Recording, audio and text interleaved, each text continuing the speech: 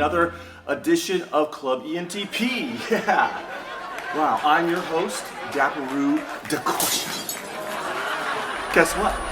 We're 2 years old already.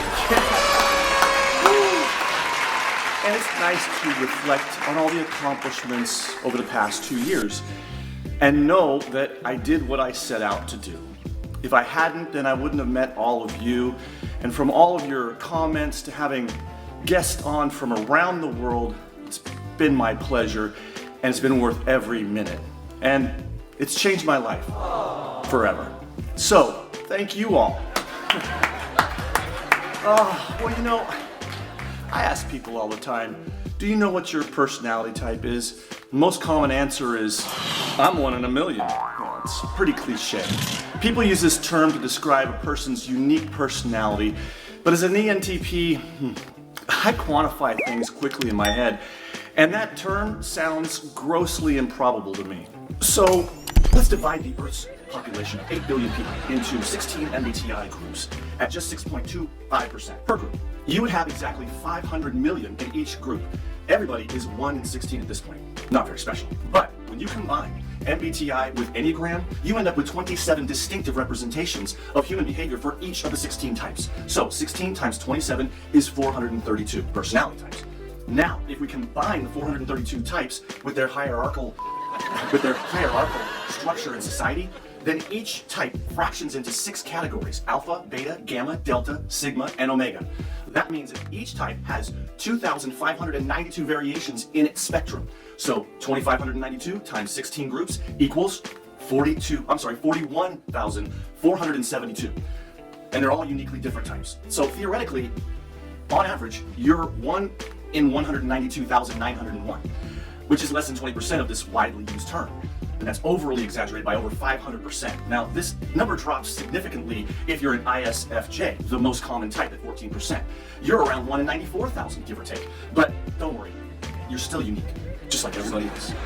What if you're an ENTP who represents only about 2.6% of the population, but even if we were 3.12% of the population, we would still represent about 250 million people. That's like the population of Nigeria. Maybe that's why they keep calling me, I don't know. Moving on. ENTPs, you're only 1 out of 385,802, so far from a million. What if you're the rarest type of all, the INFJ that represents only 1.5%? So if you're an INFJ, you're 1 in 771,604, and that's pretty close to a million, so I'll give you that. Enough math. I have a confession to make, actually.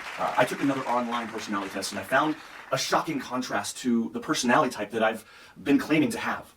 I used to think I was an ENTP 7-wing 6, but then according to the Cloverleaf test, I was actually an ENTP 7-wing 8. I never stopped believing that I was an ENTP alpha male though, until I took this new test online, idrlabs.com, and I found out that I'm not an ENTP 7-wing 8 alpha male after all. Yeah. My humblest apologies to everyone out there who was misled by my mis-self-diagnosing as an ENTP 7-wing 8 alpha male. I'm sorry. The truth is, I'm actually an ENTP 7-wing 8 sigma male. Gotcha, bitch! Alright, I wouldn't have found any of this out so soon, except if it wasn't for my next guest. He's tested as an ISTP gamma male. He is the captain of his own show, host of the GenXenial. All right, okay. Wow, hey, that is so nice. Listen to that big, huge applause for the GenXenial. It's just like, you know, wow. Woo, they won't stop. Okay, hey, it's good to have you here. Captain Brian, I can maybe call you that. I think of you as the captain I've seen so many times. It's good to finally meet you and talk to you face to face instead of just reading my texts to you. So welcome. It's an honor, a pleasure, and a privilege to be here. Thanks for having me. Excellent. Well, you know, there was a lot of reasons why I wanted you on the show as of recently. And one of them was to talk about this new test that you actually create, or you had us all on your channel take, which was really interesting. And it was about the hierarchical structure of societal men in today's society. And it was very interesting. And you had a very interesting angle on it. But what you were initially, see if I'm saying this correctly and representing your ideas properly, but from what I gathered, you were pretty much against the test that you were giving out. You were just like, this is total bullshit. Like, what are we? This is equivalent, and it is akin to dividing all the genders and genderfying, all of society. And so, did I glean that properly? It's like, if you're so upset about this genderification and classification of genders, why are a lot of these people against? They're not against the different hierarchies in our structural being. I mean, that's probably, I saw your argument. I would have never thought of that. And I look for good arguments, and it's like, that is a very interesting point. Oh, well, thanks for saying so. Yeah, I find it a little bit silly. We're always othering each other, right? Everybody's out there. Well, not everybody, but there's a large group of people out there who I think are just not satisfied with themselves, whether they realize it or not, and they feel more important or powerful or in a better position to, say, hey, I'm better than you at this way, or you suck in this way. Yeah, exactly. Yeah. And the alpha. And the male hierarchy system is just another example of othering people to try and place yourself in what is a subjectively better position to you. Yeah. Interesting. Yeah. So that's good. Now, did I crystallize your thoughts adequately? Yeah, I mean, basically, it's kind of like, generally, I don't want to like paint with a broad brush here, but the people who subscribe to that type of system are also generally not so welcoming to progressivism and gender equality and the gender spectrum and all those things. Well, at the same time, they're over here classifying the male gender in different ways, shapes, and forms that are from masculine to feminine, etc., which is basically the same freaking thing. I thought it was a brilliant argument. Of course, I'm a contrarian to everyone's thoughts, so I'll think, outside of the box. I don't adhere to any political group, so I'm I'm water. So like that beautiful water behind you. And thanks. That is fantastic. Well, before I get all googly-eyed over your fish, because I'm a fish lover, I guess I'm not a gay fish, but anyways, the thing I really wanted to really expound upon was the fact that when we are looking at where we fit in society, we then assume the roles that are set out for us from millennia before us. And I'm the type that doesn't like to go along with the norms. I'm the type that is the true, I would say, the classic liberal in the sense of freedom. And so I'm all about, hey, you do you, I do me, and let's lean on a little less authoritarian from our government officials. Let's have a little more freedom and play it out as it will. I mean, it's really Darwinism. It's an experiment if you believe in that sort of thing. I think you do. And but I've watched your channel quite a few times, and I'm very interested in your aesthetics behind you, which is obviously, it's always nice to see you in the captain's hat and the red coat and the starship that you have behind you. It's amazing. So I don't know who else I've thought of seeing something like that. I don't know. I've never seen anything like it before, but it's really great to see people out there at MBTI that you do represent quite a significant interest in MBTI, among other things. And I think it's great that we've raised the level of what's expected. So if we make our shows a little flashier, a little more people will get involved in what is this anyway? MBTI, what is that? You could be the first person to bring that to them. And it's almost like a religious experience for a lot of people when they see, wow, my marriage was saved by MBTI. I became in a relationship because of MBTI. I got out of a relationship because of MBTI. There's all kinds of different ways that self-knowledge and knowledge of those around you can benefit you, and how it changes your life. It changes everything around you, you know? And yeah. Indeed. Well said. I'm not, I wouldn't say I'm like an expert or anything, but I've been, Me either. trying to figure it out for a few years now. And I mainly did it because I was just trying to figure out why do I tend to do some things that I do, and in a sense, it's it's very similar to what we were talking about earlier. It's a pattern recognition system of sorts. Just the male hierarchy, they've decided that if you act in these patterns, you're this, or if you act in these patterns, then you're that. Well, I obviously MBTI is slightly more scientific than that. I mean, it's not proven by any stretch, but I think there's a little bit more validity when it comes to that sense of personality theory and psychology. And we at the end of the day, we're all unique, right? We all have our genetic code, and no one has the same genetic code, and that genetic code is going to drive our instincts and our preferences. And so in a way, we're all different. We're not 16 types, but if you want to just try and get down to the base of 16 personalities, then I think it's a good place to start. Right. To figure out who you are and why you do what you do.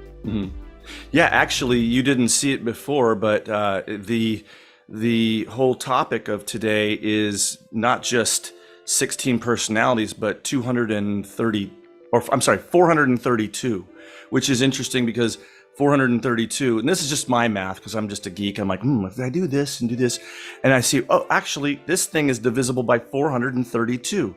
And if you know anything about the 432 hertz and the universe and Fibonacci and all those things that kind of coincide with sort of this deeper vibration, if you will, but it could have absolutely nothing to do with anything at all either. So, I don't know.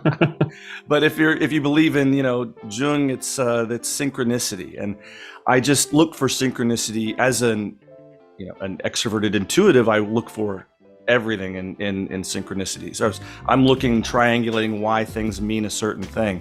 I could look at a license plate and I could see a number, and then my knowledge of numerology, I could say, well, this could mean that, or it could mean nothing. And that's the problem with intuition, is we can overuse it, and I see that happening a lot. But ENTPs are not immune to that. And now you're an I. Let me make sure I got this right. You are an ISTP, correct? That's correct. Okay. I'm terrible at parties because I don't truly believe in any of those things that you just said. That's okay. Like, That's synchronicity is fun, right? But there's Yeah. also, I accept that there's coincidences. Sure. Sometimes a cigar is just a cigar, right? Yeah. And, ultimately, I'm agnostic. If you're forced to choose, I'm agnostic about all those things, and I'm agnostic in the sense of religion as well. It's funny. I listen to atheist philosophers, and I think the word atheist, that's why I say agnostic, because atheism kind of gets a bad rap as a word. But when it comes down to it, a hard atheist to me is just as silly as a true believer, because they're both pounding their fist on their table saying, I know the truth. Yeah. And the hell you do. Yeah. Yeah. And so I think that in the same way, when I was younger, I was an atheist. I was also dyslexic. So, and it didn't help that I had insomnia, so I would stay awake all night wondering if there's a dog.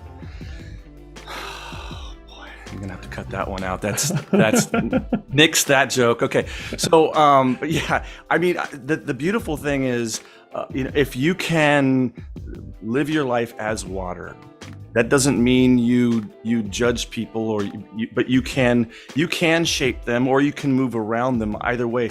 But they have to be willing to be shaped.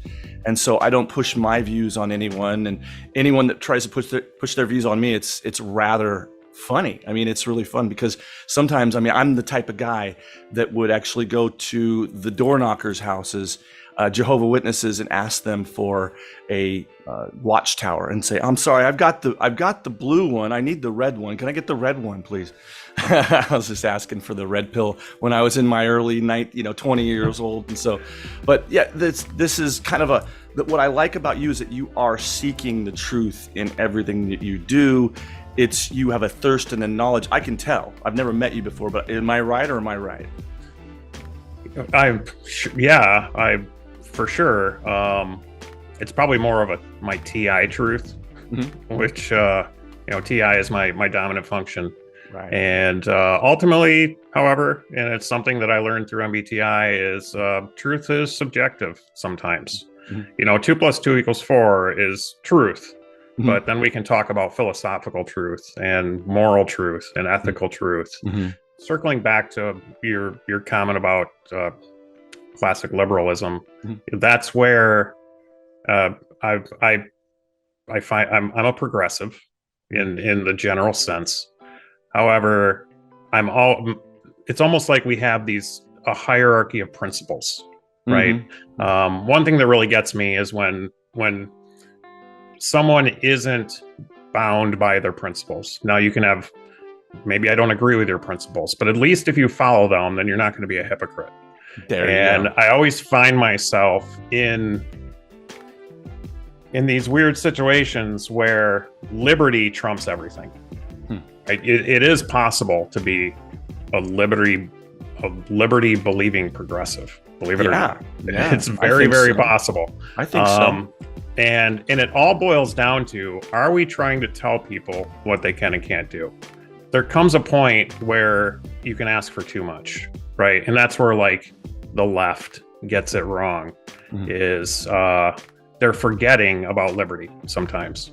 And the other side does it too, right? Both extremes have forgotten about the idea of liberty, and that sometimes you can't always get your way. Yeah, it's when both sides want their way so desperately that they forget that the number one principle is liberty.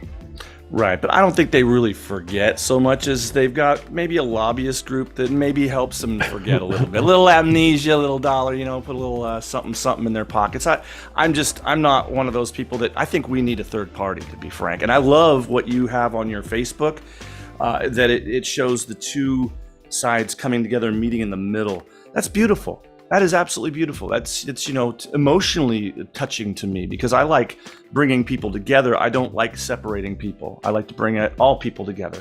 That's why I should have called my show Club MBTI, being selfish, ENTP, and it's all about me, So neener, everybody else. But no, I mean, it's okay. I could change it maybe later. I don't know. I might. Yeah, negotiating is part of civil society, right? We can't have a fully integrated civil society if you're not willing to give and take. And it's unfortunate that the last couple decades we're just in this period of nobody is willing to give, they're only willing to take. Yeah, I mean, this is great because you and I are different types, different I'm a Sigma apparently, and I'm like an 84% or something. You're a Gamma. Do you remember the percentage? That's what the test said. Yeah. I've only taken one of those tests. We took it the other night on stream, and it said 77% Gamma. Okay, so yeah, that was relatively near 80%, and I don't know if it has to do with the questions. It's very subjective. It could have been, but I thought it was funny that remember you laughed because in the beginning, and we'll put a link to that video so people could see that video that we were talking about. IDR Labs. IDR Right. Labs is where we took the test. Right there. Okay, so that's what we took, and it was really simple. There was 36 questions or 31 questions. Yeah, and so it was a very simple, very it's just kind of how do you respond to these, just in a very extreme or not extreme or in the middle. But when we did that, it said in the very beginning, warning, caution, and whatever it was, that you may be offended by these words that might, if you're, so they, instead of having a beta, they had Bravo. They call it Bravo. Like, yeah, Bravo Sierra. I didn't even notice. Yeah, it's like, it sounds more macho. Internet.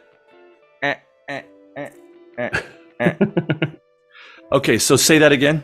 I was, to be honest, I was most offended by just the structure of the questions and the person who made them, because I think I had more fun critiquing the questions themselves and how they were worded than just taking the test. It was great. That's TI, and that's TI Dom in a nutshell. Is we are always critiquing everything. It's kind of like a curse, and but at the same time, it's how you find bullshit too. So yeah, it's really a very, very good function to be able to deeply think about things and like why. If there's any hypocrisy in any of it, it has to fall. And I think you have that sense of justice. And when you see hypocrisy, it makes you physically ill. I mean, if it happens to us, if we're hypocrites on ourselves, I think that if we really are tuned into our TI, we're really critical of ourselves. Not just everybody around us, but ourselves especially, because when we see the ugliness of contradicting, like, oh yeah, do this, but then you don't do it yourself, it's like, that is the worst. And I think in my vernacular, hypocrisy or hypocrite is the worst thing that there is to be, even worse than a goyim or a cretin. Yeah, it's kind of like lying. Mm-hmm. Yeah. It's a lot like lying, and self lying. Yeah. And if you really hone into it and drive with those principles and don't live as a hypocrite, then you'll find a lot of humility in that too, because you don't always get what you want. Mm-hmm. If you live within that system, quite often you have to just kind of throw your arms up and say, well, I guess this is the way it is, and this is the, instead of getting all triggered. Yeah. So now I didn't go too much into detail. I did look at, what was it, 10 things, the differences between a sigma male and a gamma male. And it was just like, I didn't want to bring it up because it's like, it sounds braggadocious for me to be like, oh, the women, they like the sigma, and then the gamma, they're a little clingy. It's like, I'm not gonna bring this shit up on this show. The whole idea was to talk about this sigma versus gamma, but you know what I'd rather talk about? I'd rather debate with somebody like you, because I like the fact that you take really strong views that I don't think of. And I want to know why you think of them. But getting back to the idea that you're an individual that believes in strongly your views and you've thought them very, very deeply through, and I would present a different side of an argument perhaps, or we can agree on certain aspects, and that's what I look for. I look for what we do agree with, what we disagree with. Why do we disagree if it's something that I don't understand? And so I wanted to talk to you really about free will. Do you believe it exists? If not, why not? If so, how so? I don't believe that free will ultimately exists. I thought now, yeah, it's boy, that's a really complex topic. But at the end of the day, we don't choose almost anything that firmly drives our lives. True. I can choose to have this meeting with you, and it feels like a choice. Mm-hmm. But actually, the reason I'm having this meeting with you is because I started a YouTube channel 2 years ago, and you started a YouTube channel 2 years ago. Happy anniversary, by the way. Hey, thank you very much. Happy, you're doing great. You just hit 600 and you're on your way to 1,000. So good job. And we started those YouTube channels for a reason, and everything that our lives lead up to is the consequences of choices that we didn't have in the past. And therefore, because of those unmade choices, those effects on our lives, we really aren't making the choices that we're making. Now, that was just a really crappy way of trying to sum it up. No, I agree. I actually agree with what you're saying 100%. You are doing what societal norms have dictated you do. So to attribute anything, therefore, upon your actions, none of it could be portrayed as being true, pure will. And I agree with that, except when I tell myself, go to my island in 6 weeks and just walk around my island and just pick coconuts and just go on an adventure. Don't watch TV, don't bring your camera, don't bring your video, just go alone and just don't even show the world what you're doing. And just get away from it all. That is where I feel like I did this. And does it suck? Yeah, because I'm in a tropical island and it's humid and it's like I'm getting eaten up by bugs or whatever, but it's my choice. I made that decision.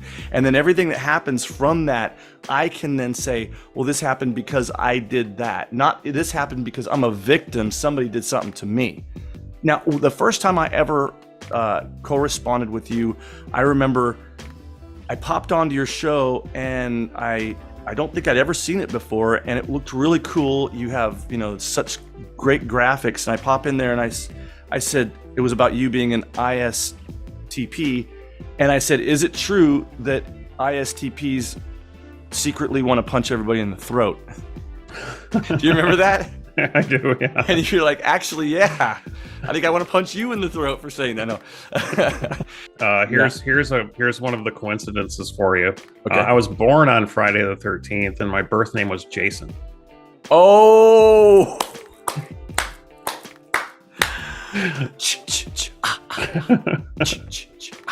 That is hilarious. Yep. Well, mine is worse. I was born on D-Day. My birthday is 6669. So yes, that's right. I was born in the year 1909. The official Antifa day. And it is, yeah. So, but there's a lot of irony in that, But it's just I'm the one who wants to try and bring people together and try and talk it over and try and see if we can all like understand each other, because it just takes a little bit of effort, man. Because we got one group of people that's pissed off about one thing, and they're being charged up by a group that's got money, and then the other group has got they're getting charged up, and they got a group behind them that's got money, and so they just sit there and cause little tiny wars in our streets, in our cities. And I love it. It's great. No, I'm kidding. Yeah, that's mostly what it is. In fact, it's just there's not two groups with money. It's essentially one group with money who are making all of us fight each other. Well, right. Stay distracted while they get more money. Exactly. Ultimately, I think the major crises is a class struggle. Mm-hmm. Right. I don't think the primary crises is the gender struggle. I don't think the primary crises is a racism struggle. It's class struggle. Is the primary crises we need to overcome. Interesting. Yeah. Well, I think it is a class issue. It's not. If we were all the same race, they would divide us on our eye color, or if we were all the same race with the same eye color, they would divide us on our religious beliefs. Or those with power. They want to keep it too. Yeah, they want to keep, and that's how they keep it, in power. So I realize that free will doesn't really exist in general. It really doesn't. And it does occur naturally in nature. I was going to start off by, I can prove it's real because my first album was called Free Will, and here it is. Well, there it is. Well, at that rate, I would say, well, I can't prove that it is or it isn't. I just have an intuition.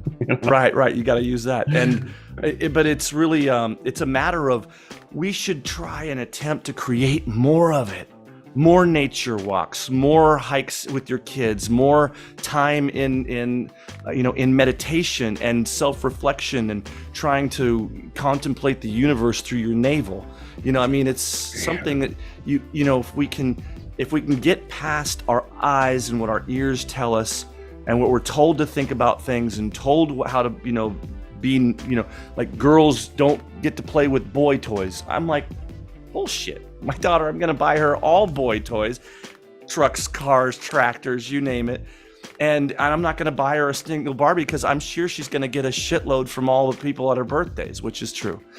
We were just talking about MMA and how you and I are both on the same level. I don't know for the same reasons, but I am a big MMA junkie. I am a huge UFC fan. I have been since UFC 2.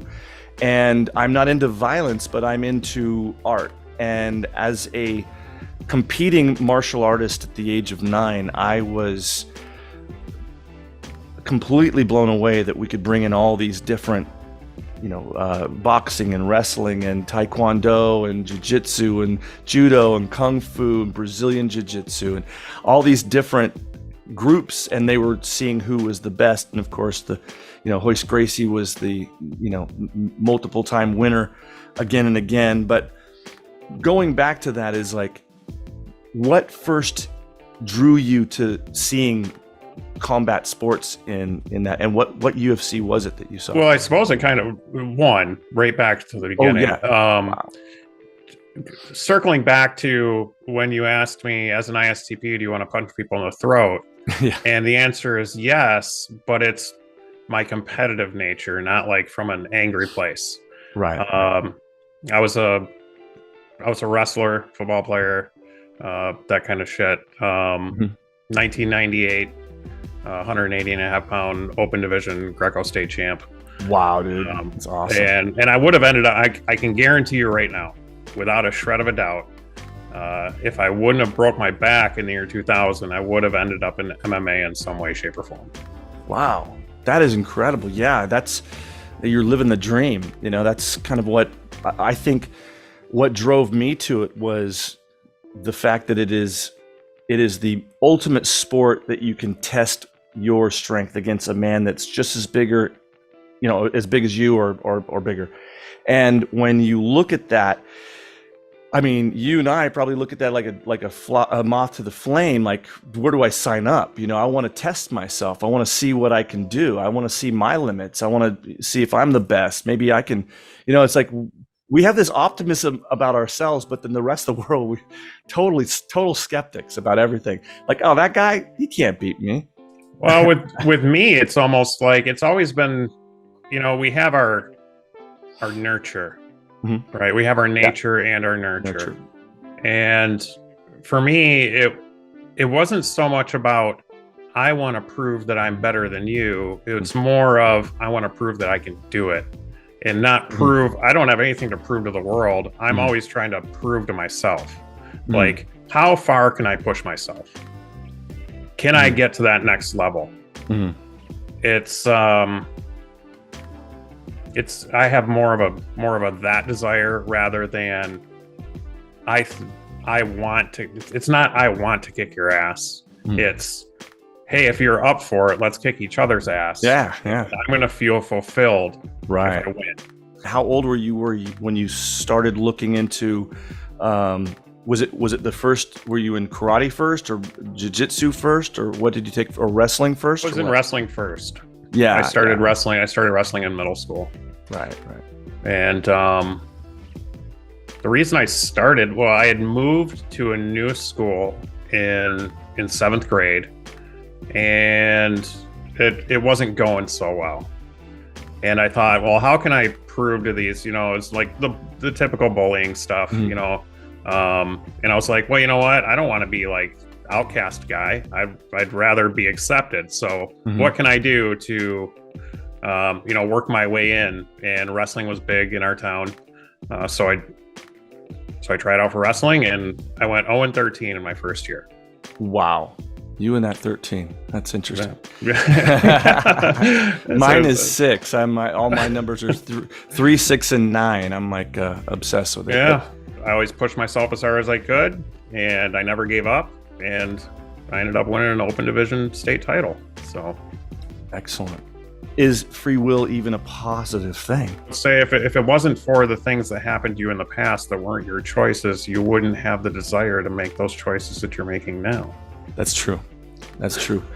But how do you know that you didn't, in a different dimension, allow all those things to take place before you even got there? So you literally signed a waiver like to be or not to be. Let's see. Should I be and face, plagues and famines and suffering but possibly. I've thought about that. Like, we're here by choice, right? Yeah. Like, you know what? I'm gonna almost like life. This life is a vacation, right? Mm-hmm. From whatever external reality outside of the universe it is, and I'm going to go and have this challenge, and the next one I'm going to go out, and it turns out that this entire hopefully 80-ish years that we live here turns out to be a day in the extroverts, and because time is different. But shit, would we have chosen again to come back knowing like, oh my god, this is idiocracy, dude? I loved your video of host Eric. Of course, we're gonna have to bring his name up, where you took the idiocracy and you placed it so artistically in the right places. It was genius. And if anybody hasn't seen that video, link right here. Oh, thanks. Joyce Ming. I don't want to bring Joyce Ming back through it. What he did to her, but yeah, there's a lot going on there, and in fact I have to go pretty soon because I'm doing a live show on YouTube about his railing accusations against me. Now it's like, what the hell? I made one video about him, and he's now made, I think, 14 or 15. Well, the video that I made was more like Winston's mom. I don't know if you're familiar with her, but she likes to refer to me as like the big brother. And, that video is essentially, It's funny. I don't have like. Neither do I.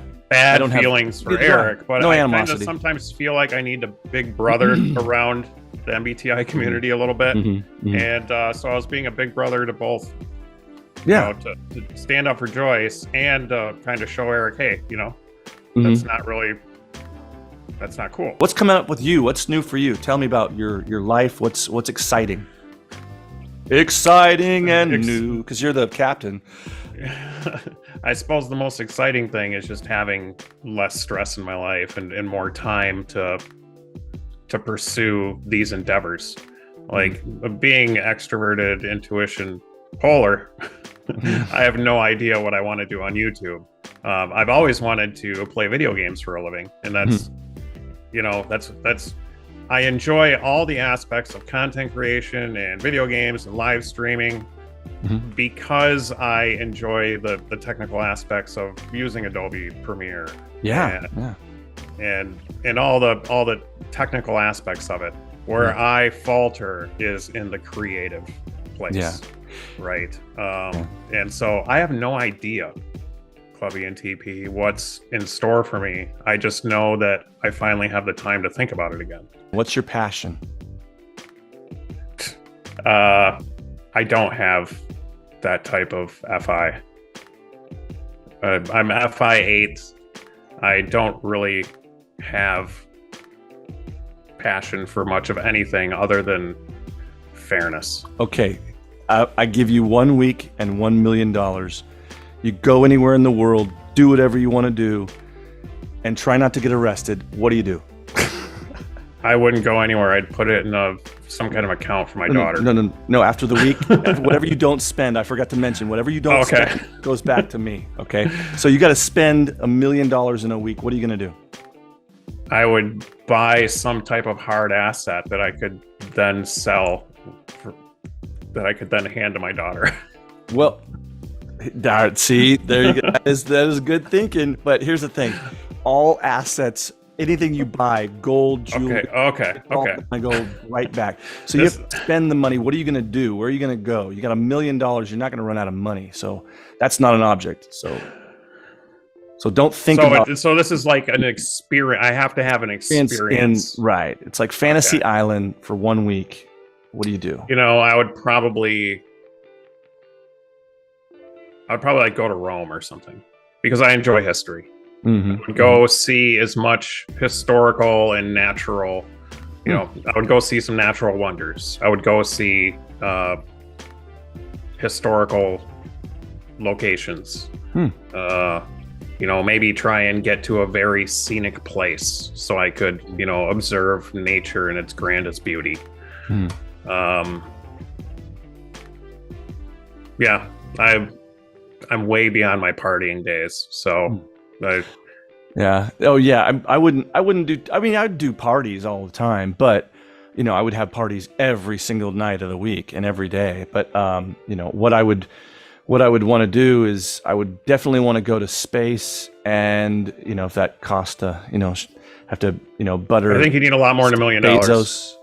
Steve Bezos. I think it's like in the hundreds of thousands. Is it really? Yeah. Okay.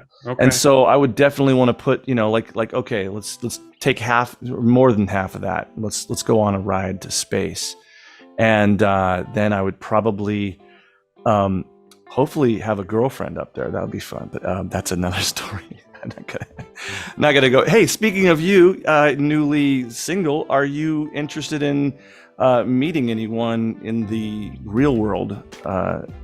And is that something that you're not right now? Close not to? Right. Yeah, like I've married twice, both. Oh, right. 10 years. Me too. Yeah. Wow. And I'm just now going to take some time to enjoy the freedom of alone.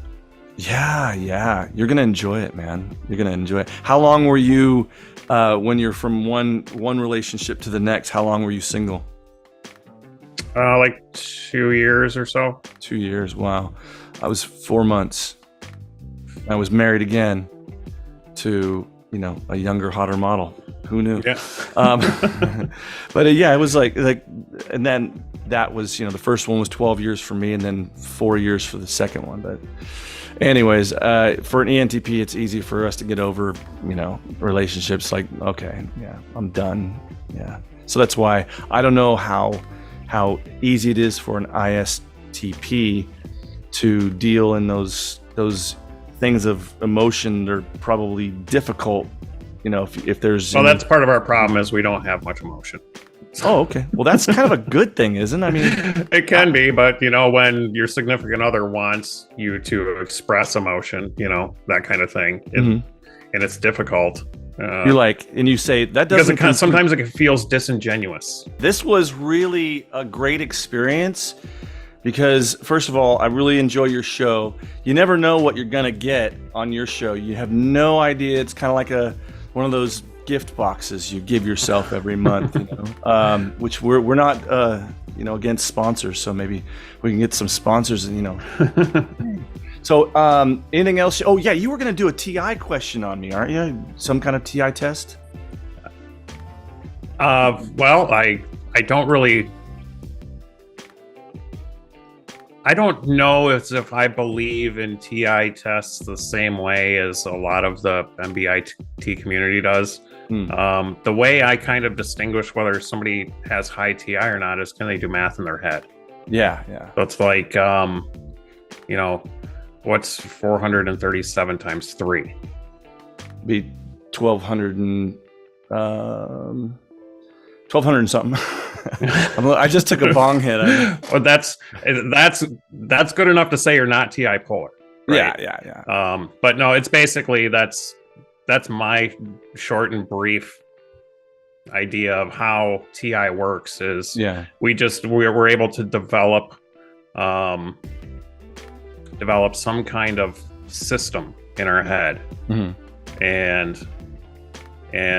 but then there's because you can't really test cynicism, because TI is truly cynicism, right? Yeah. But if I were to test somebody, I would just how fast can you do math in your head is basically how I determine it. But I can't tell you where it is in your stack. I can just tell you, Yeah. you know, because true TI polar people are just like, I can't do that, Yeah. you know, and we all have our strengths and our weaknesses. Mhm.